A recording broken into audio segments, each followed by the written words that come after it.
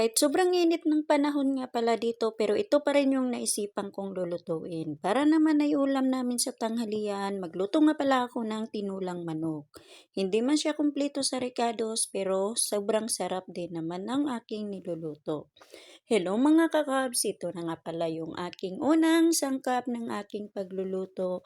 Meron nga pala akong atsa, loya at syempre yung manok. At ito nga pala sa part na to ay magsimula na nga pala akong magisa. Ayan nga pala una ko munang igisa ay yung loya. Kasi nga, pag yan ang una natin pag-isa ay medyo nalabas naman yung kanyang aroma at yan nga pala ay sinunod ko na rin yung bawang at saka sibuyas. Bali nga pala ay sinunod ko na rin yung manok at yan nga pala igigisa ko muna yan at syempre hahaluin ko muna at saka ko naman lalagyan siya ng paminta at isusunod naman yung asin.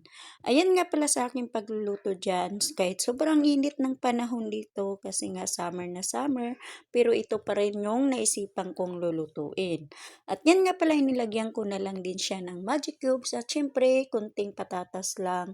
Kasi nga ako lang naman mag-isa ang kakain at nung nga pala pagkatapos ko ng ginigisa at nilagyan ko na rin siya ng tubig para naman ay akin na yan lulutuin or papakuluan.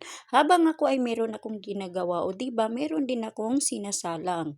At nung pagbalik ko nga ay kumulo na nilagay ko na rin yung atsal at saka kamatis at kunting halo lang din naman para naman ay kahit paano ay magmimix naman yung kanyang at ito na nga, ibinalikan ko ulit yung aking niluluto. Medyo nga pala dyan ay luto na yan pero hinahayaan ko muna yan.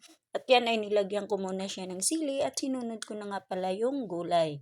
Yung gulay nga pala na aking nilagay dyan, hindi yan pichay kundi ay lettuce. Dati kasi na-curious lang ako kasi yung iba, ang ginagamit kasi nila ay lettuce. Akala ko mapait, hindi pala. At ito naman ay tapos na rin ako sa pagluluto ng kanin at syempre luto na nga pala yung aking niluluto. Ano pa ang antayin ay di kain na. O di ba? Ang sarap naman ng ulam ko kahit sobrang init ng panahon dito pero pag ganito ang ulam okay lang 'yan. At meron pa talaga akong kape